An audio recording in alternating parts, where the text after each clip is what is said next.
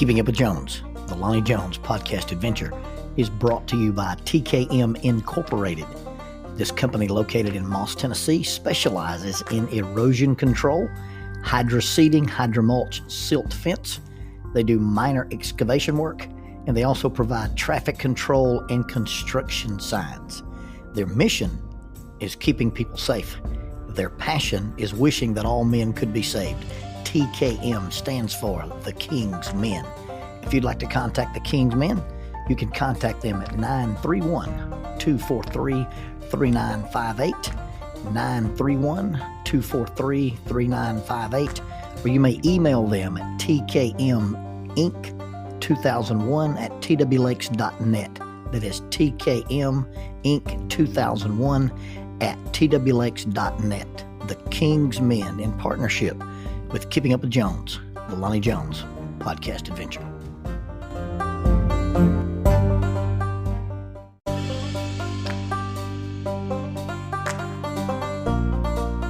SJ&L General Contractor is a full construction company that primarily focuses on civil construction and asphalt sales in the Huntsville and Fayetteville regions.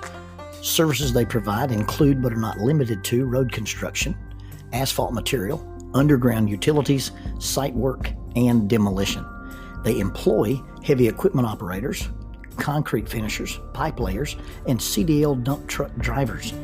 If you would like for this company to work for you on your project, or if you'd like to work for them as an employee of this family-owned business, you can contact them at 931-433-4660. That is 931-433-4660, or 3W's and a dot, sjnl.com.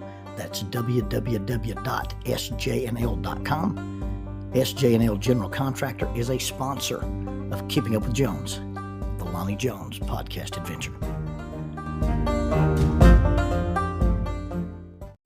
I've always liked to draw, and figured out at a pretty early age I could not just draw but make money drawing. Now, a caveat on my drawing: I'm a cartoonist at best. A lot of my stuff is really heavy in line, so there's not these rendered photographic looking pieces, but for some reason some of my art is popular. You can find it if you look at lonniejones.org and click the link to the art that I've done. You'll see, some of the watercolors that I did for Gunner's Nursery and some of the t-shirt designs that I have. My favorite pencil artist is a guy named Dick Kramer. He almost exclusively draws tactical pictures, SWAT guys doing things. I've got lucky enough that the SWAT guys have bought me 3 pieces of Mr. Kramer's original art. I've even got one that he signed with a personal inscription. My favorite caricature artist is a guy named Noah Stokes. He lives in Dalton, Georgia, and he's often depicting my son-in-law when he has a successful basketball season, which is almost every season. My youth minister at church, Matthew Moore, his wife Autumn, is an exceptional artist. And then there's Tiffany Brightwell Art on Facebook. She did a painting of our dog Oreo and gave it to us. And if you need a puppy picture painted, Tiffany is one of the best dog painters, or one of the best animal painters that I know of. My artwork is not that quality, but I get by with it. I started selling artwork in school at an early age in 5th grade health class. If you could draw the 3-sided pyramid for the food pyramid, that's $1 a pop. In 6th and 7th grade, if you could draw Davy Allison's race car, that's $5 a sheet. And so I learned that you could draw things that people couldn't draw, and they'd pay you to draw stuff. I was a cartoonist for the school newspaper, The Stinger, and often featured my own superhero that Bobby Phillips invented, the Amazing Adventures of Frogman. And then when I got to college, I was also drawing for the Bison, the Harding University newspaper. I airbrushed prolifically. I sold lots of T-shirts and did murals on walls and things. As part of my work as a cartoonist for the newspaper, I created this little mouse. Now, Robert Swain actually helped me develop the character and helped me learn to draw it. And what I didn't realize is I used my mouse in my cartoons in a convention of theater known as the fourth wall.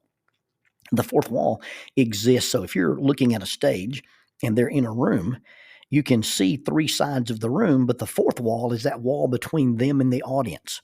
And that extension is the idea that the actors on stage aren't aware of the audience, and so they act as if there's this fourth wall separating them. Well, when you break the fourth wall, that's when the actor may address the audience in an aside or a prologue or an epilogue or a soliloquy. That's not a word I typically use. I asked a group of kids on a van one time if they knew what a colloquial soliloquy was, and Blake Stanley said, "I don't know what it is, but I know what it's going to be." And I said, "What's that, Blake?" He said, "That's going to be some poor little old kid's name one day." He may be right. I've never met a colloquial soliloquy, but I suspect it may get popular after this podcast. What I ended up doing with this mouse that I used to draw, he would gnaw through the fourth wall, as it were. I would draw this cartoon, and often they were political cartoons, character assassination for whatever mood I was in. And then at the bottom right or the bottom left-hand corner would stand this disheveled little mouse holding up a placard sign like Wile E. Coyote flips out, when he says bye-bye and falls from the cliff. And so the mouse would end up making a dry satirical editorial statement that I couldn't depict in the actual cartoon, but he would break the fourth wall. He's a mouse, so he would gnaw through the fourth wall, and he got pretty popular. People began to associate me with the mouse, and so I drew it all the time in college. In fact, I drew it so much that Jackie thought it'd be a good idea for it to be on my groom's cake. So I went over to the baker, and I traced out the mouse with a toothpick, and they decorated my groom's cake with this mouse. And I had a good time drawing the mouse. I will maybe post a picture on Instagram of a drawing of the mouse if I can find it laying around somewhere. But we were at the church building late one night. And, but before we get to being at the church building, Velvet Ridge Church of Christ got a new preacher. Now, when I first moved to Harding and was attending the church, they had different preachers. And this gentleman moved in from Coffeyville, Mississippi, a gentleman named Ed Burns. Ed was an insurance salesman, and he was a self-taught, self-educated minister. He taught himself to read and write in Greek, and he had this booming bass voice. He was a large man. When he walked into the room, his presence was almost overwhelming. He would begin to preach in that booming voice, and he had this old evangelical style, and he would pace. He'd get out in the aisles, and he would make gestures with his hands. Jackie, at 17 years old, when this dude would start preaching, would hold her breath, and then when he would finish, you'd hear her go, and breathe out. Ed was famous for phrases such as, "Well, if you can't understand that, you're as hard-headed as a mentally deficient billy goat." And Brother Ed's did not use the term mentally deficient, but this is 2023, and we're not in Coffeyville, Mississippi or Velvet Ridge, Arkansas, so we can't use what Ed actually used.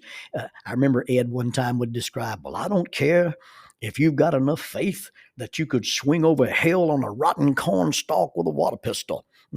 And those are kind of the things that you'd hear come out of Ed's mouth. Well, Ed would be preaching and trying to make some point, and a lot of his preaching was probably extemporaneous. He knew enough about the Bible, and he knew enough about enough things that he could just decide to talk about whatever he wanted to talk about. Well, he'd get started and then decide he needed to make some illustration, and he kept this old chalkboard against the wall of the auditorium, and he'd stride out of the pulpit in those great big strides of his, and he'd wheel the chalkboard around, and then he'd do some kind of graphic or write Greek words all over it as he made his point. Well, we were at the church building late one night doing some activity with the teenagers, and for whatever reason, I saw an unoccupied chalkboard. And I drew my little mouse on the chalkboard as big as the chalkboard could contain it. And I stuck a sign in his hand, and it simply said, "Hello there, Brudda Burns." And I spelled it in the Uncle Remus fashion. Hello there, D-A-R-E, Brudda, B-R-U-D-D-A, Burns. Hello there, Brudda Burns.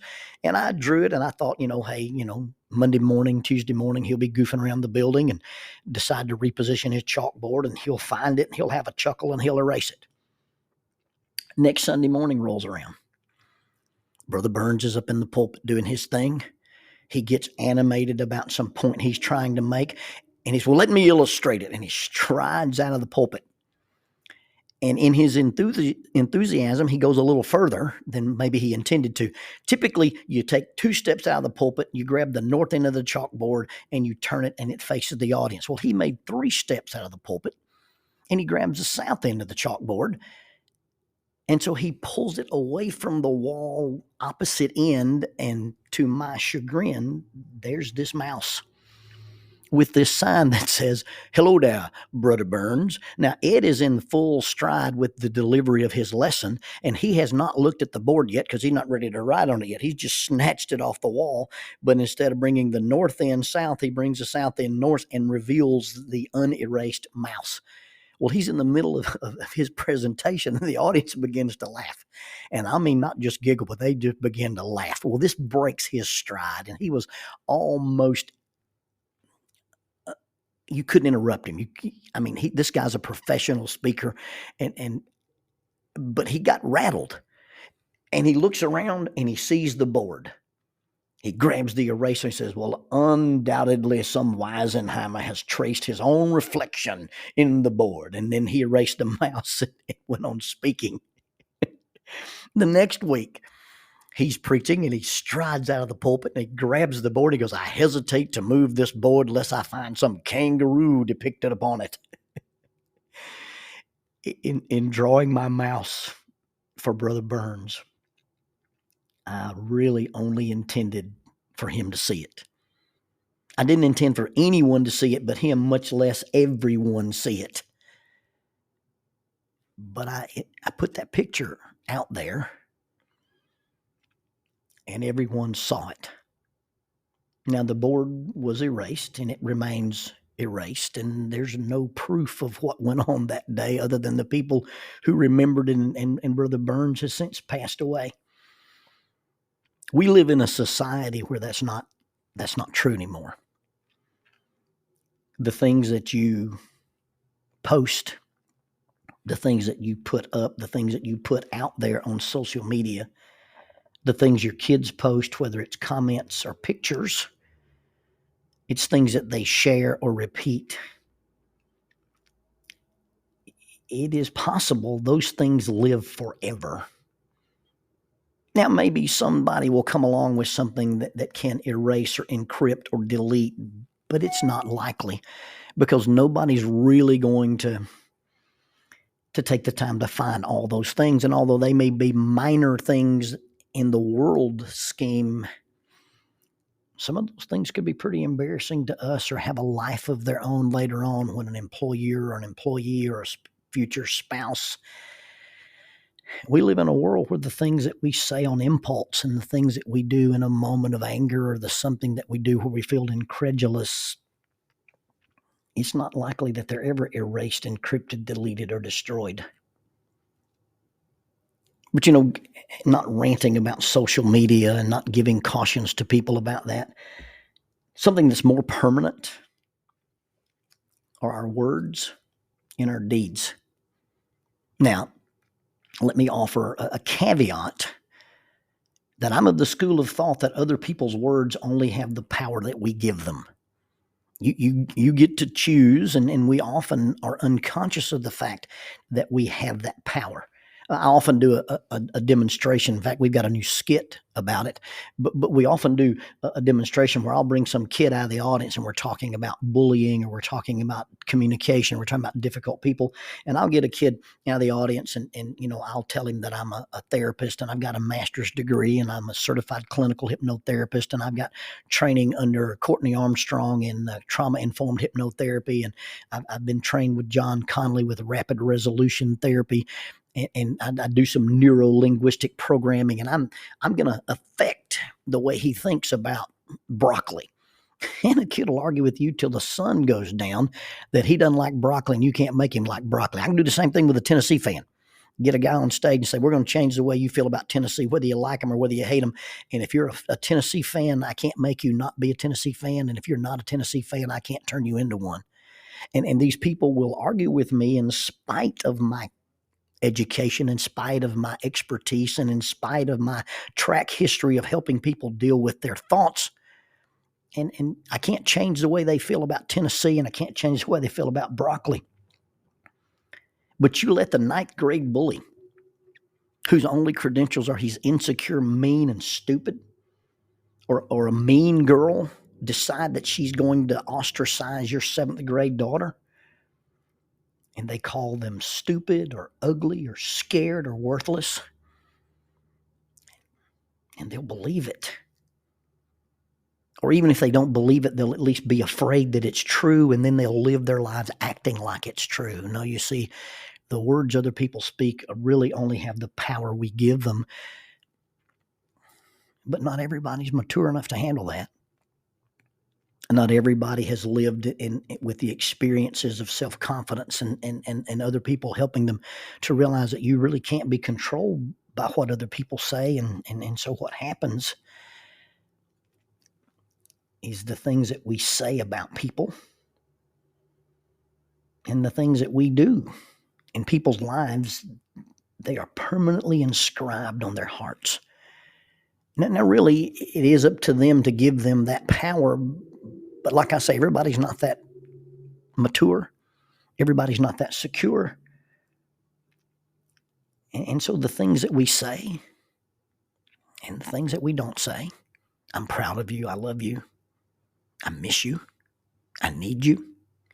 The things that we do or the things that we don't do, we don't give people our time, we don't give people our attention. And then they don't believe they can ask for our help. You see, the things that we do in people's lives are permanent. And so please try to live a life that you don't want to inscribe things in people's lives that need to be erased. You see, whether or not they have power in somebody's life is probably an individual thing. But the words and the deeds, words said, words unsaid, deeds done and deeds not done, actually have an unintended permanence in the lives of other people. And we draw pictures for people in their lives of how important they are or not important they are. And it may be their fault for misinterpreting what we did or didn't say or do or didn't do, but try to be intentional and give people a picture of themselves that if everybody else accidentally saw it, you would not be embarrassed for having drawn it.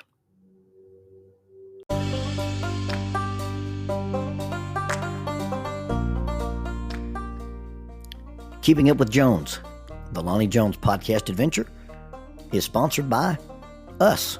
What? We sponsor ourselves? Is that even legal? Check us out on Amazon.